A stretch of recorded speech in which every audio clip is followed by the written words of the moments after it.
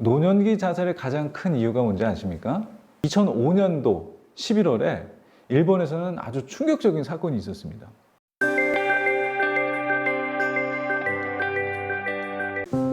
여러분 안녕하십니까? 윤득형의 죽음학 이야기입니다. 오늘은 노년기 우울증과 자살에 대해서 함께 살펴보도록 하겠습니다. 우리나라의 연령대별 자살 숫자로 따지면 40대, 50대가 가장 많습니다. 근데 10만 명당 자살률을 살펴보면 이 노년기가 가장 높습니다.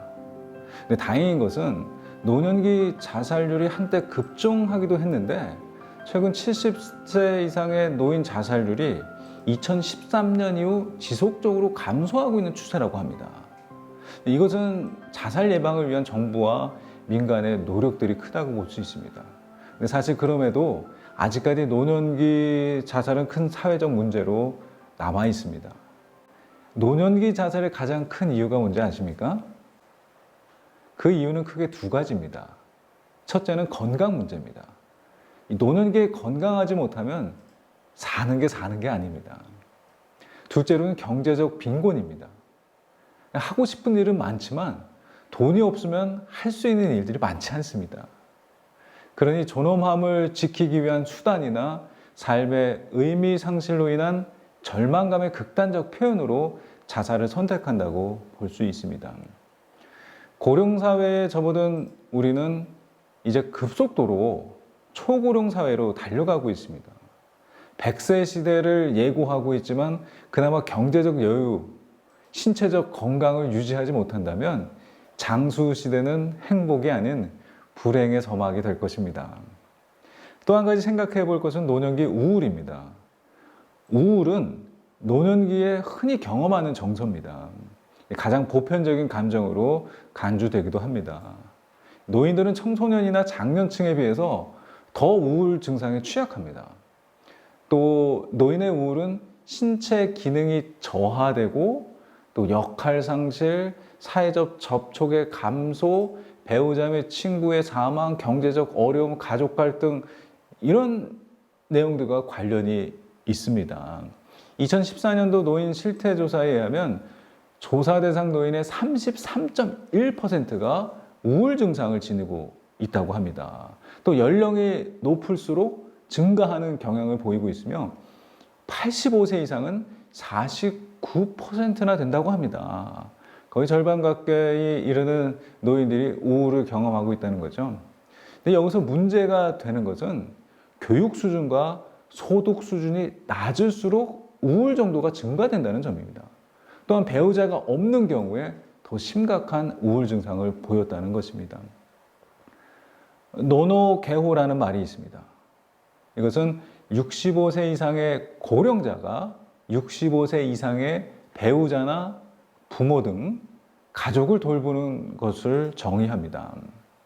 초고령 사회인 일본의 경우 75세 이상의 노노개호는 이미 30%를 넘었다고 합니다. 2005년도 11월에 일본에서는 아주 충격적인 사건이 있었습니다. 후쿠이현에 있는 한 화장장 소각로에서 2명의 유해가 발견된 겁니다. 근데 이 화장장은 놀랍게도 30년 넘게 사용하지 않았던 곳이랍니다.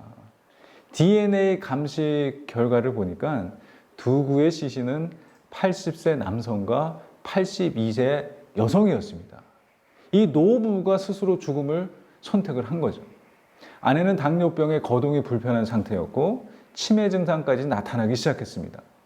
남편은 아내의 간병, 살림을 도맡아 했었다고 합니다.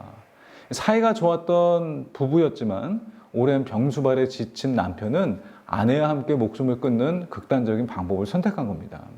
한국에서도 이와 유사한 사건들이 많이 일어나고 있습니다. 이른바 동반 자살인데 엄밀히 말하면 살인 후 자살이라고 볼 수 있죠. 이는 이제 대부분의 치매, 장기 질환으로 인해 오랫동안 돌봄을 담당했던 배우자나 자녀들에 의해 이루어지고 있습니다. 노인들의 돌봄을 개인에게 전적으로 맡기기에는 경제적으로, 심리적으로 부담감이 큽니다. 그래서 사회 문화가 변해가고 있는데 이전처럼 자녀들이 부모들을 모시고 사는 시대도 아닙니다.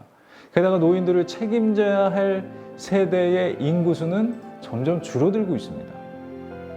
2018년 사망자 수가 30만 명입니다.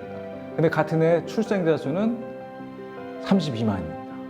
이 몇 년 안으로 돌잔치 하는 숫자보다 장례식을 치르는 숫자가 더 많아질 것입니다. 그러니 노후의 돌봄을 위한 사회적인 제도 마련도 시급하다고 볼 수 있습니다. 우리는 다 노년이 됩니다. 젊은 사람도 나이가 들고 중년이 되고 노년이 되고 죽음을 맞게 됩니다. 이러한 노년기를 대비하는 우리 개인적인 또 사회적인 도움들이 필요하겠다 생각합니다. 오늘 여기서 마치겠습니다. 감사합니다.